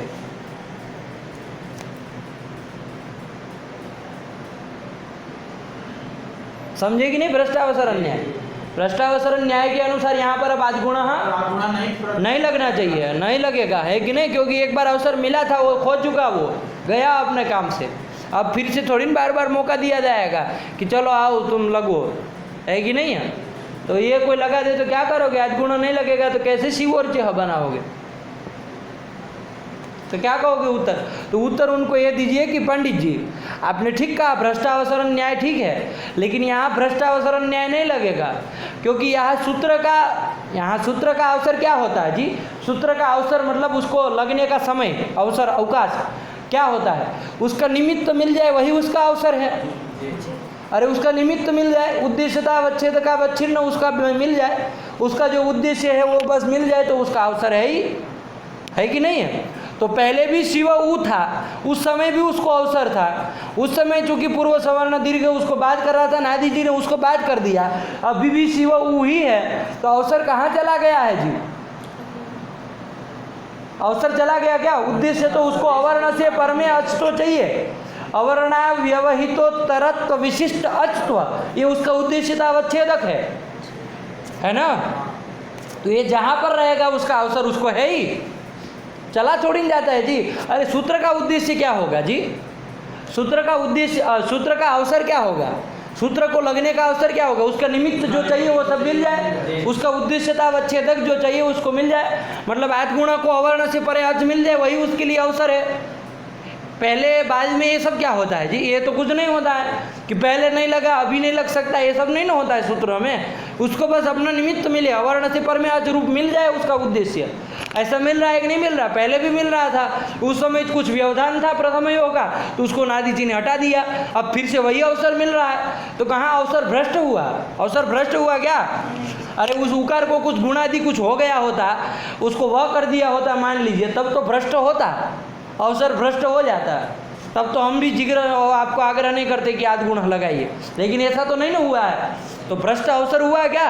अरे अवसर उसका बना हुआ ही है अभी, तो इसलिए अवसर है तो वो लगेगा। बात समझ में आएंगे? इसलिए आदिगुण को अब लगा दीजिए। आया तो शिवो ये कर दिया, अकार उकार को कार, तो दो न्याय लगा के रोकने के लिए पूर्व पक्षी प्रयास करेगा आपके सामने, देवदत्त हंत्री हत न्याय और एक भ्रष्टावसर न्याय। आप इसकी शेखर पढ़िए, चाहे आप लोग इसकी वो पढ़िए, यही चर्चा की है और कुछ नहीं है, ठीक है ना? बात समझ में आएगी नहीं आई? देख लोगे ना अपने से, हाँ सरल यही सब बताया, ठीक है ना? आपको विस्तार से आपको बताया दिया गया। चलिए, तो इसलिए क्या हो गया? आदिगुण लगेगा, लगेगा ना?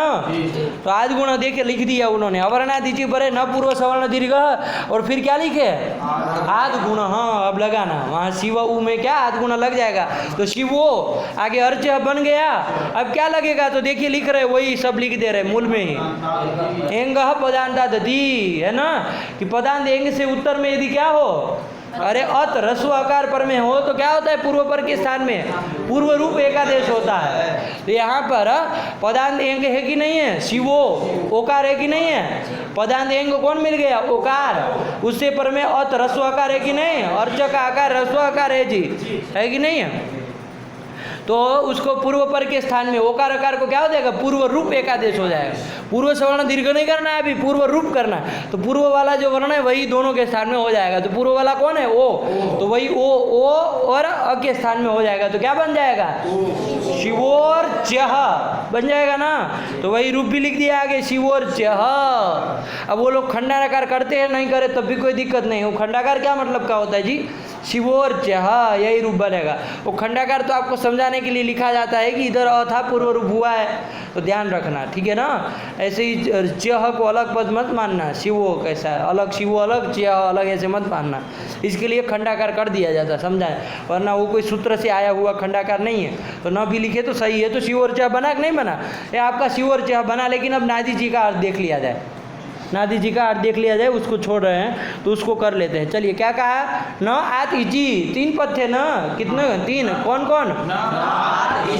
न इति अव्ययम, अरे निषेधार्थक अव्यय है ना जी, है कि नहीं है? न अव्यय है जी निषेधार्थक।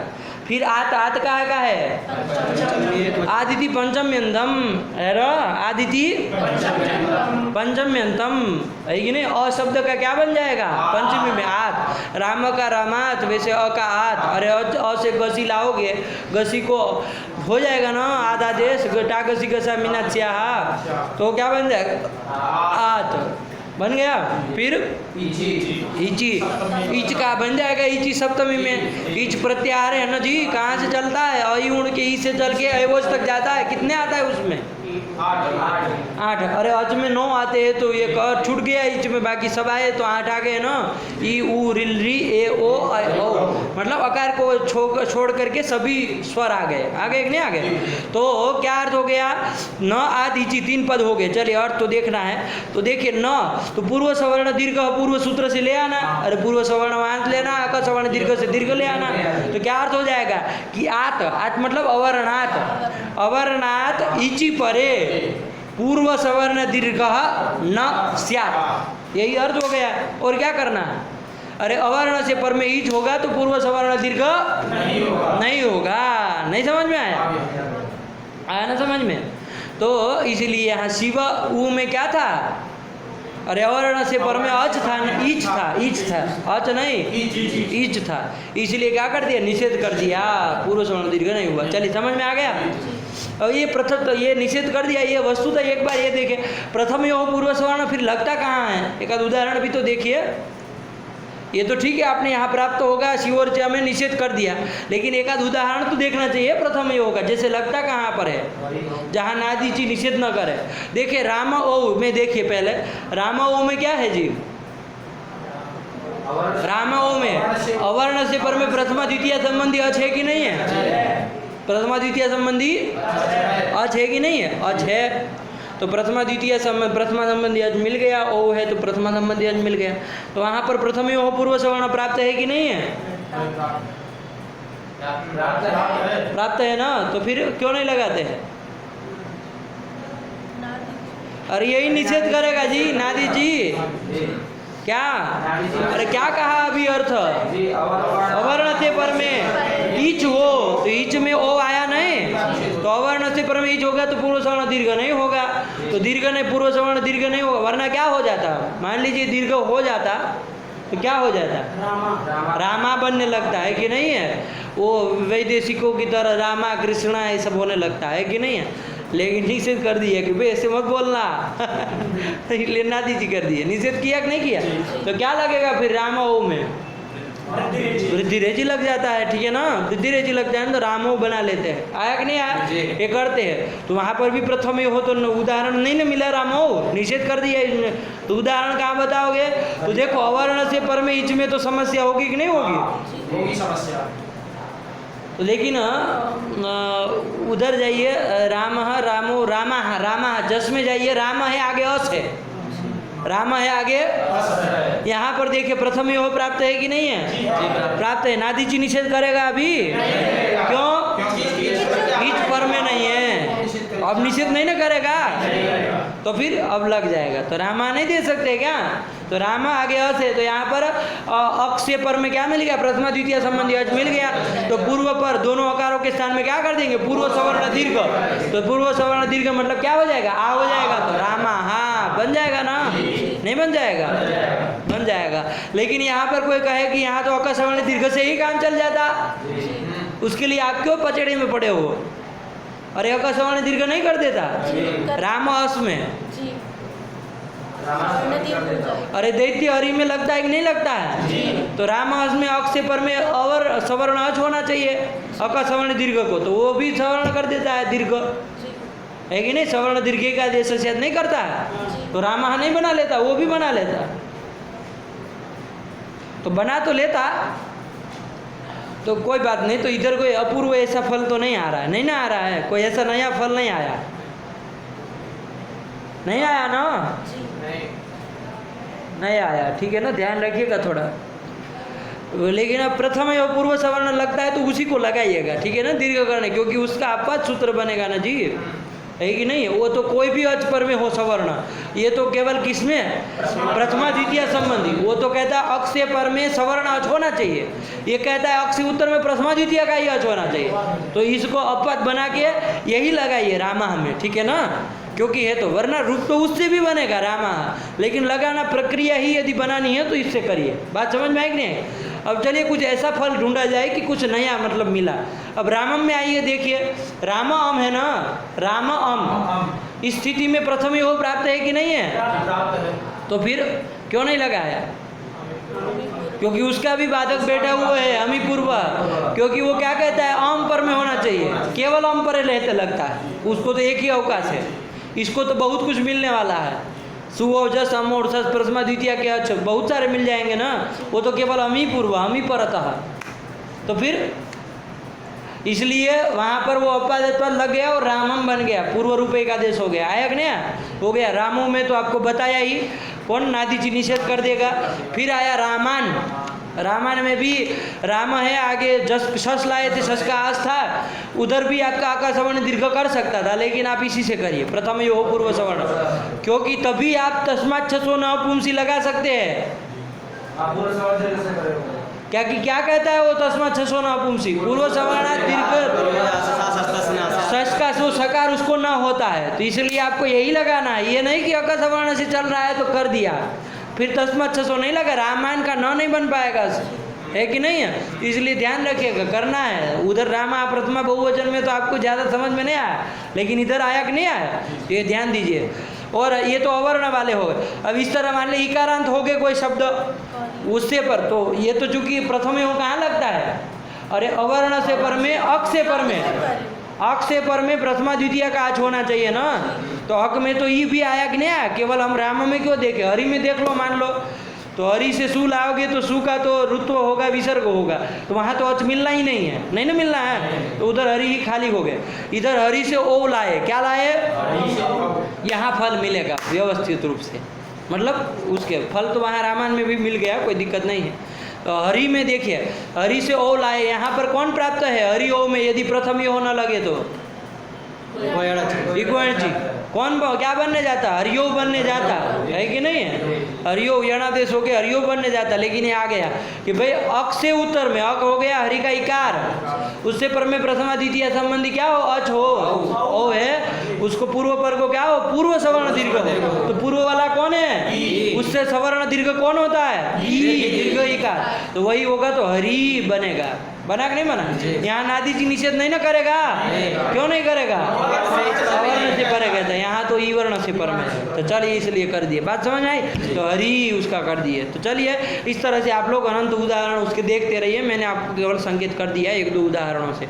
तो नादीची का अर्थ हो गया अवरनादीची परे न पूर्व सवर्ण दीर्घ, आज गुण उसके बाद लगा दिए, एंग पदांता दति लगा दिए, शिवर च बना लिए, आया कि नहीं आया? चलिए अब अत इति तपर किम क्या लिख रहे, पढ़िए आगे मूल।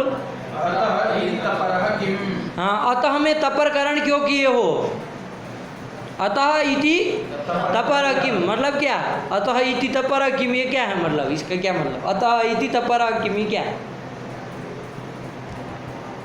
अरे अतः इत्यत्र तपर किमर्थम, अतः में जो तपरकरण किए हो ना, तपरकरण क्यों किए हो, कहाँ अतः में तपरकरण किए हैं, हाँ वहाँ पर किए हैं, आया। अब वहाँ उस सूत्र का जो कुछ शेष कुछ बच गया था उसकी चर्चा यहाँ करेंगे कि अतः में तपरकरण क्यों किए वो, फिर कहेगा अपलुताज क्यों कहे वो, ये सब विचार होगा। उसी तरह अति है ना आगे, तो वहाँ पर अति अपलुते अति परे था, तो कहे कि अति में तपरकरण क्यों किए हो, फिर वहाँ अपलुते क्यों दिए हो, तो ये 4 ठो प्रश्न बनाएगा। और चारों का यहाँ पर निराकरण करेगा। बात समझ में आई कि नहीं आई? तो इसको हम लोगों को समझना है, इसको समझने में थोड़ा समय लगेगा। पाठ यहीं रखा जाए, जी जी आया कि नहीं? अब आपको प्रश्न हो कि अतुर प्लुता दे प्लुति की चर्चा यहाँ पर क्यों कर रहा है वो, तो एक ध्यान दीजिए, क्योंकि प्रक्रिया को लेके शिवोर्जा को लेके वो चल रहे थे। वहाँ पर यदि ये अप्लुता दे सब समझाते तो आप भूल ही जाते कि उत्व होकर की स्थिति क्या बनी है कि नहीं है? क्योंकि ये शिवोर्जा एक समझाना था तो उसको लेकर के ये चले हैं, ठीक है ना? अरे प्रक्रिया को लेकर चलता है ना ये ग्रंथ, तो इसलिए ऐसे ही प्रक्रिया को लेकर चल रहा है। तो शिवोर्जा को सिद्ध कर दिया, अब उसको ध्यान में आया। ध्यान में क्या है? ध्यान में था ही कि पूर्व सूत्र में हम कुछ विचार छोड़ के आए तो उसको अभी कर लिया जाए, तो यहीं पर कर रहे हैं। अब ये नादी जी का वो विचार नहीं है, विचार वहाँ का है, ठीक है ना? तो चलिए यही बात है, इसको हम लोग अब कल के पाठ में करेंगे। अब यहीं से प्रवेश करेंगे, अब आपको बिल्कुल पीछे का नहीं कराएंगे। आपका यदि कोई जिज्ञासा रहेगी तो उसका समाधान करके सीधे यहीं से चलेंगे। अब फिर पीछे का दोहराएंगे नहीं, ठीक है ना? उसमें समय नहीं हम जाएगा, सीधे अति इति तपर की वहाँ से पंक्ति चालू होगी। आप लोग इसके पूर्व का पूरा लगा के आइए, नहीं समझ में आते हैं तो पूछ लीजिए, ठीक? व्याज स्वीकृत सेवया विदुरभूदगरे सर श्रीमताम मानव्याहति कैतवा वनमनादीशस्त्रिलोकीपति संभिन्नाब्ज कुल प्रसूति विभवादम्भोजमब्जालयो यस्य श्रीगिरिजापदाम्बुजयुगं तत्स्यादभीष्टप्रदं भगवत्यै नमः पराम्बिकायै नमः। अस्तु।